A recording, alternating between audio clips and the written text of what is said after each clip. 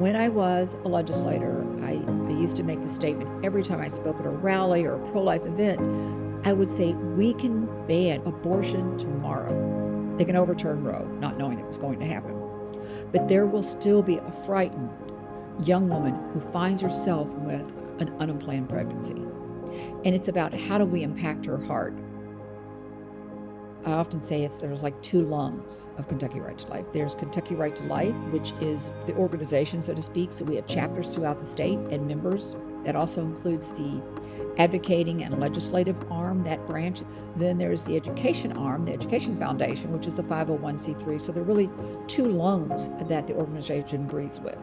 We're going to be in the battle of the courts. The other side is pushing harder and harder. We see the bills that they're proposing, and we're pushing back. The other side is chipping away. We have legislators filing bills to restore what they want to call reproductive rights here in the Commonwealth of Kentucky. So that landscape is there, and the battle continues. There's been an increase in chemical abortions. We've watched that increase go from 50-some-odd% already to 63% in 18 months. And what I call the illegal importing of those drugs coming in is where we have to start focusing our work right now.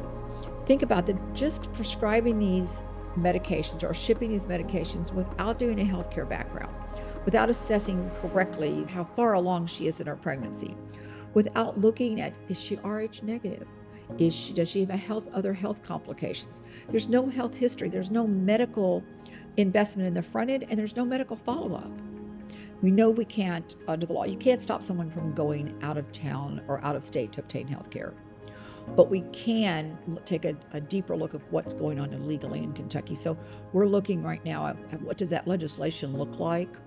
And then on the other side is making sure that we live up to what we said, loving them both. That's really the essence of the mission. You can make laws, and we do have to law. The laws are there, they're tools. They protect life. But what really happens is what happens here. And that's where much of our work now has to be done. Now we find ourselves doing more education, reaching out through programs that we've started, making sure that how do we support the next generation? Reaching out with high school students with programs and with scholarships we call the Next Generation Legacy Scholarships, and lifting them up, supporting them, and know that they're connected to something bigger than themselves. My name is Lila Benson-Haver. I'm going to be a freshman at Liberty University this year. I went to Assumption High School in Louisville, Kentucky. And I was just checking my email one day, and I got an email about a Kentucky Right to Life scholarship. And I was like, oh, this seems like something I could do. I'm a pro-life student, and I thought I'd be eligible for it. I applied, and then I ended up getting the scholarship, and that's kind of how I got into it. But I found out about them through the March for Life that they did in Kentucky this year. I attended that, and it was awesome. It was definitely very inspiring, because for me, that was the first time I'd been able to get involved in a pro-life event like that. It kind of gave me the confidence boost I needed to be more vocal about the pro-life issue. A young woman should never have to, first of all, choose between her education and her child. When we thought about her future, pregnant and parenting scholarship, that's just what it is. They'll have an opportunity to apply for grants, but there's additional costs, books, transportation, sometimes childcare. I call it's just part of that insurance policy to help her succeed, to become the best version of herself, to become the best mom and parent. Heather is our first recipient of the Her Future Scholarship. My name is Heather Brown. I am originally from Louisville. I live in Bullitt County. It was on the Bullitt County-Louisville line. I am a recovering addict. I used drugs to deal with emotions, I guess. I was in drug court and found out I was pregnant with twins. Yes, I laughed hysterically, and then I bawled my eyes out. Her Future Scholarship, it's put my life back together and allowing me to further my education, make something of myself. If they wouldn't have come into my life, I probably would have had to give the kids up for adoption, because I probably wouldn't have been able to support myself or the kids. Growing up, I didn't have any support. Now I have so many people willing to help me, so many people that are rooting me on. I see me actually being successful. I see me being able to raise my kids. I see me being able to make a living, have a career that I actually like. and I know I'll be able to support myself and my kids. It's a blessing, seriously. Safe Haven Baby Box is another way that we can be an extension into the community, advocate for life, and really take action. The Safe Haven Baby Box organization was founded by a remarkable woman, Monica Kelsey. It is her legacy and her story.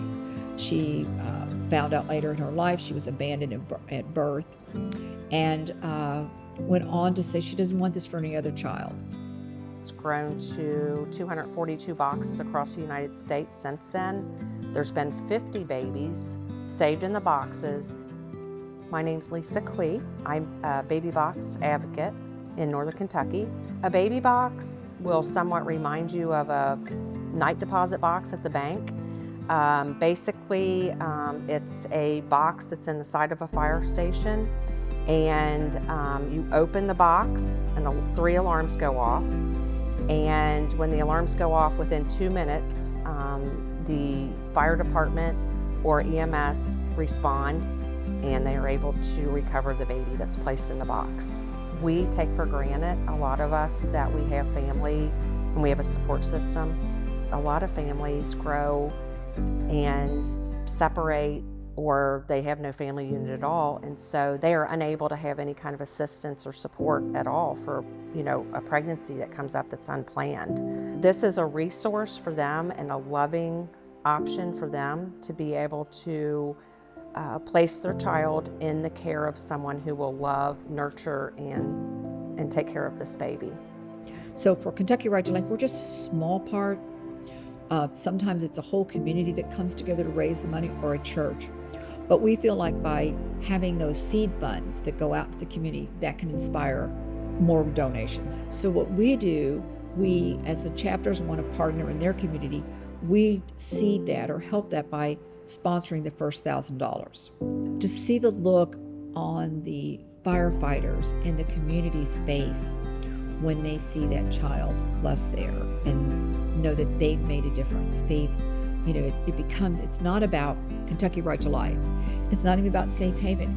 It's about a community being there for that mom. I mean, there's just so much work to still be done. I think that in giving to Kentucky Right to Life, it is furthering a community of life. We have our hands in so many pots, and it's going everywhere in Kentucky, and it's doing so many Kentuckians such good. Kentucky Right to Life is a huge asset to the state of Kentucky and the United States. Right to Life is a broad spectrum. It's not just the unborn. And so I love the passion that Kentucky Right to Life has for life in general. Safe Haven Baby Boxes is one nonprofit organization. What I love about Kentucky Right to Life is that they may be giving to the baby box one day, but the next day they're out giving their money to another resource that's going to bring life.